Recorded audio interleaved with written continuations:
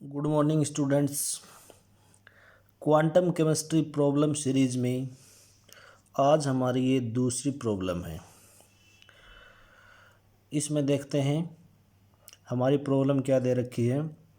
Suppose the wave function of one dimensional system is psi equals to psi sine के x exponential to the power 3i k. ये कोई wave function दे रखा है किसका, one dimensional system का।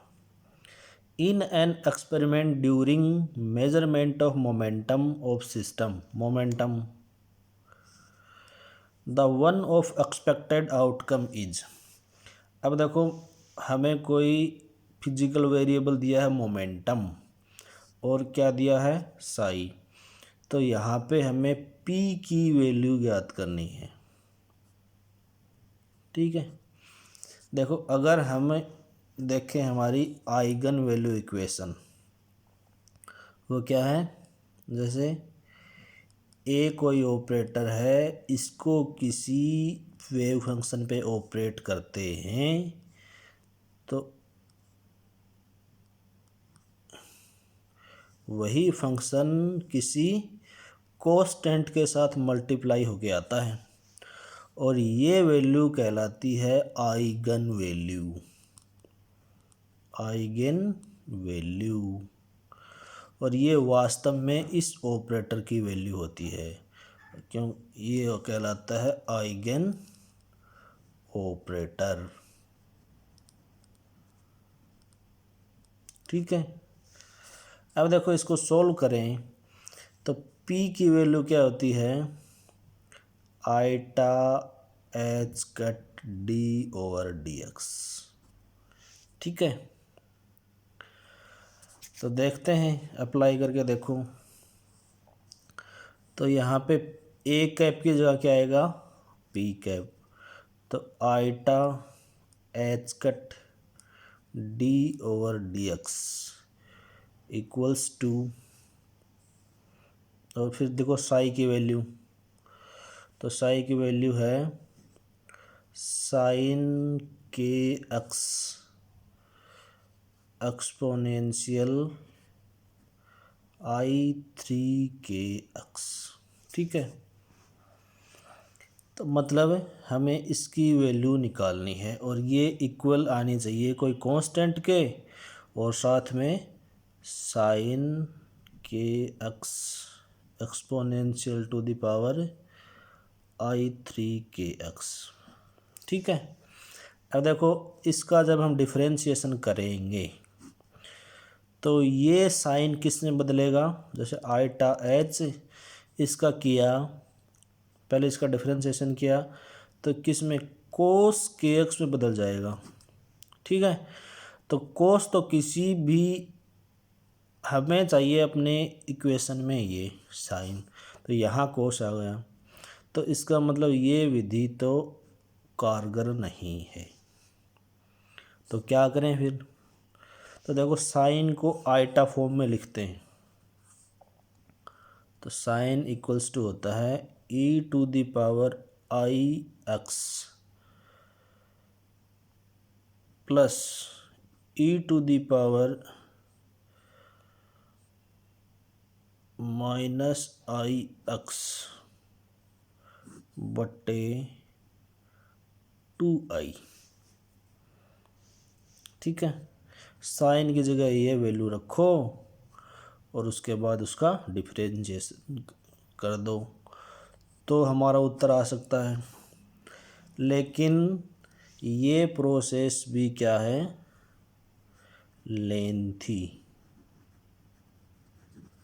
ठीक है, मतलब डी ओवर डी एक्स और साइन की जगह वैल्यू रखी ई आई की power x plus e to the power minus i x बटे 2i, फिर एक्सपोनेंशियल i3kx।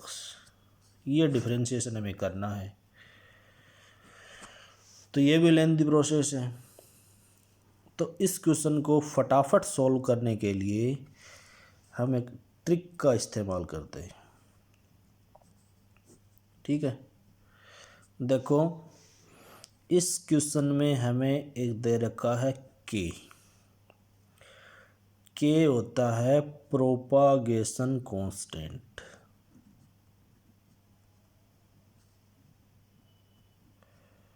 प्रोपागेशन कांस्टेंट जिसकी वैल्यू होती है 2π/λ। ठीक है, 2π/λ। ठीक है, अब इसमें कितने के दे रखे हैं? 2। तो ये क्या होगा? 2π/λ प्लस 2π/λ। ठीक है, अब देखो यहाँ से हमें लेमडा की वैल्यू मिल गई 2π/k। ठीक है, अब लगाओ de Broglie equation. De Broglie equation देखो वो क्या होती है? Lambda equals to h/p। ठीक है, तो p की वैल्यू क्या है? h/λ। लेमडा की वैल्यू यहाँ से रख दो, लेमडा की वैल्यू इसमें रख दिया, तो p बराबर हो गया h/2π बटे k है तो ये ऊपर चला जाएगा। h/2π क्या होता है? h क्रॉस या h कट k। तो p की वैल्यू आ गई h/k। अब देखो यहाँ पे कितने प्रोपागेशन कांस्टेंट हैं? 2। तो मोमेंटम की वैल्यू भी कितनी हो जाएगी? बस जुड़ जाएगा दोनों, तो मतलब hk प्लस hk यानी 2h क्रॉस k। तो हमारा उत्तर क्या आ जाएगा? 2hk। ठीक है, तो अगर किसी इक्वेशन में मोमेंटम की वैल्यू पूछी जाए और उसमें k दे रखा है तो वो कितने k हैं वो काउंट कर लो और उसके आगे उतने ही h क्रॉस लगा दो।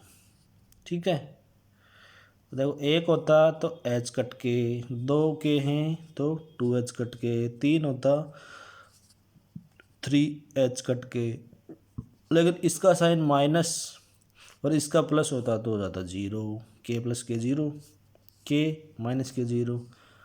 इस तरीके से इन क्वेश्चंस को हम आसानी से सोल्व कर सकते हैं।